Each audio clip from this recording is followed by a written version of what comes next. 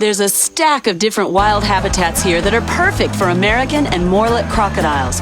They've made their homes in among the mangroves, in the freshwater wetlands, and ancient man-made canals that lead to ruins of the lost Mayan civilization.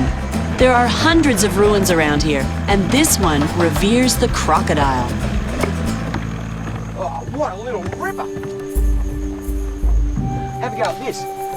Some talented Mayan has actually put a crocodile on here, you know, like plastered it on. Those triangular diamond shapes there, they're actually the nuchal plates, and then this would be his head. So this would probably be a jaw, an eye. And if you look back, mate, this place is chock-a-block, absolutely chock-a-block, full of Mayan ruins. Mostly, they're hard to see, all crumbled, and the regrowth has just grown straight back out of them.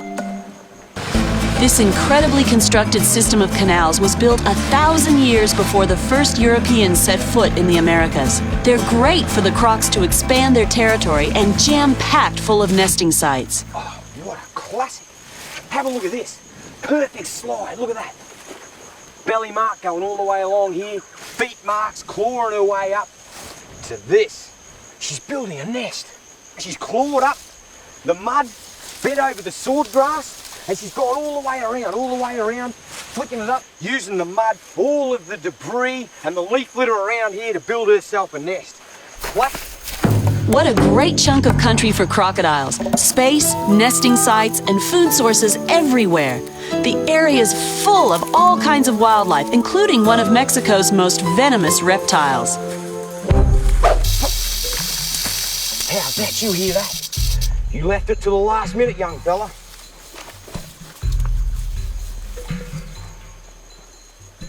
Have a go at this. What a species. This is the neotropical rattlesnake. These are a very toxic rattlesnake. Highly toxic. And they've got a big venom yield. Right, so they're up there with the notorious Mojave rattler. But you know what? There's very rarely any bites. Because they're found out here in the scrub. And have a go at this rattle. Look at that. He just did the faintest little when I stood on his rock. And the incredible thing with these is that they were one of the first that have actually been documented. The Spanish and Dutch explorers that got here into Central America, they actually described this snake that had a rattle. And then in the 1600s, then it was all written up in English. Aren't they beautiful? Classic snake, absolutely drop-dead gorgeous. I'm gonna let you go under your rock. You see that S position? He's gonna strike, aren't you? No. No striking at me. You can go back under your rock, buddy. Rattlers can strike from any angle, only to be touched by a professional. But here's what I'm looking for, a Morlet's crocodile. How's this? Got a well-worn path coming straight up here. This will be a female. And her nest site's right back there. This is a female Morlet. Have a look how she's got her head raised right up. She's on me. She's got her ears flared, her eyes wide open, and her nostrils flared. It's nesting season. Oh, there's the male. Rightio, so this is a courting pair. Either I've got good stalking techniques, or these guys are very tired from a heavy night of mating. She's moving away. The Morlet's crocodile can be aggressive. They're in a lot of trouble throughout Mexico, but here is a great conservational stronghold.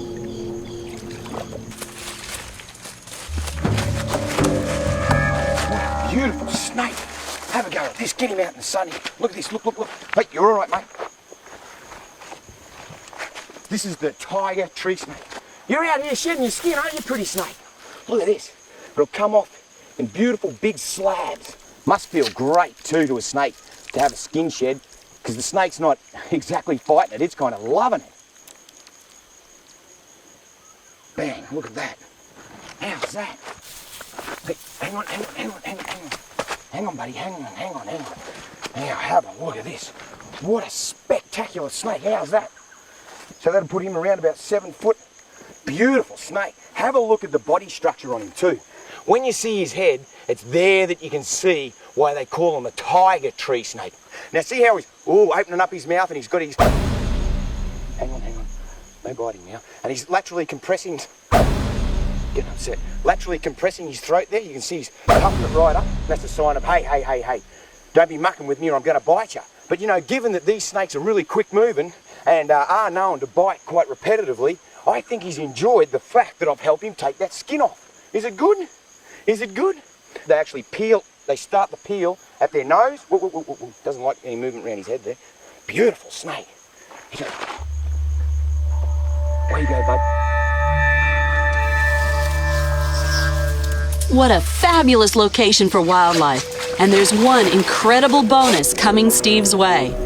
He's been told there's a big manatee hanging around in the waterway, and he just can't pass up the chance to swim with this beautiful underwater mammal. The manatee, or sea cow, is a gentle giant that spends its days grazing on meadows of seagrass. And hasn't he got a feast of food around here? Yeah, this is a manatee. Just zipping around over here. These guys have to surface for air every 4 minutes or so. And he loves swimming along, showing his back, saying, "Look how big I am. Watch out, I'm a manatee." In the wild, there's hardly a predator that can touch him, but that massive muscular back is no defense against his real enemies, humans in boats and barges. Look at that tail, built for endurance rather than speed. The manatee is the slowest of all the marine mammals and the only vegetarian. Boat strikes have decimated their numbers. Polluting seagrass beds is another problem, and so are illnesses caused by environmental disturbances. They're now a seriously endangered species. Weather's not looking too good for spotlighting. We want to check the population density, and the weather looks quite threatening. We're bang in the middle of the tropical storm season, and these powerful low-pressure systems turn nasty very quickly. Let's hope that it holds off long enough so we can do some eye shining.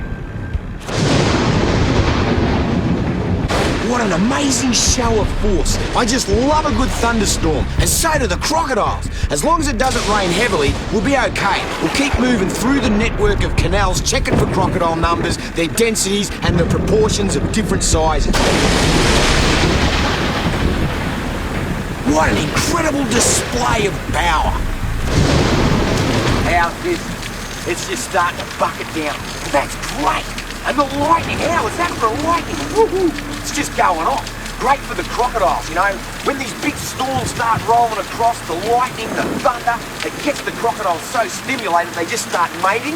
And now this big rain, that's going to trigger all the girls to lay their eggs. Perfect for the crocs, but a bit hard on the old croc hunter, mate. I can't see anything. The best thing about tropical storms is how fast they clear. Next morning, perfect weather, and we're back in the Mayan canals spotting for Morlet's crocodiles. Up ahead, there's a baby in sight, a tiny little guy. Wow, can he swim? But he's still easy prey for any predator. Very few babies ever become adults, maybe 1 or 2 from a nest of 40 eggs, if they're lucky. This is a tiny little baby more. Oh, you're all right. Sorry about that. Got my head too close, didn't I? Very sensitive, and that's a great demonstration of their sensitivity. It didn't like my big buffy head coming at it. It knows I've got teeth, and it can feel the vibration of my breath. So it actually feels fear when I bring my head in. Ooh, you see that? Now that's a predator avoidance technique. It knows that my big ugly head means danger. And they're born with it. This little tacker here would be a 2-year-old Morlet's crocodile, hatched somewhere over there in the reeds beyond the mangroves there in the swordgrass. Last year sometime, I'd reckon, and doing real well. Look how perfect its teeth are. Absolutely perfect. Its eyes, it's bright and fat. You're a fatty woman. It's okay, it's okay. You're okay. Look at its tail. Huge, big, buffy tail. Hasn't got a real full belly. Probably didn't get too much of a feed last night, but enough. And you can see all it wants to do is back away from my head. If I turn it around this way, it'll be completely calm and just sit there. Isn't that amazing? So I can do anything I like down here, and it's completely, yeah, whatever, doesn't worry me. I'm just going to sit here and bask. I'm going to come around this way, and I'm going to give you a kiss. Oh, you're backing off. All right.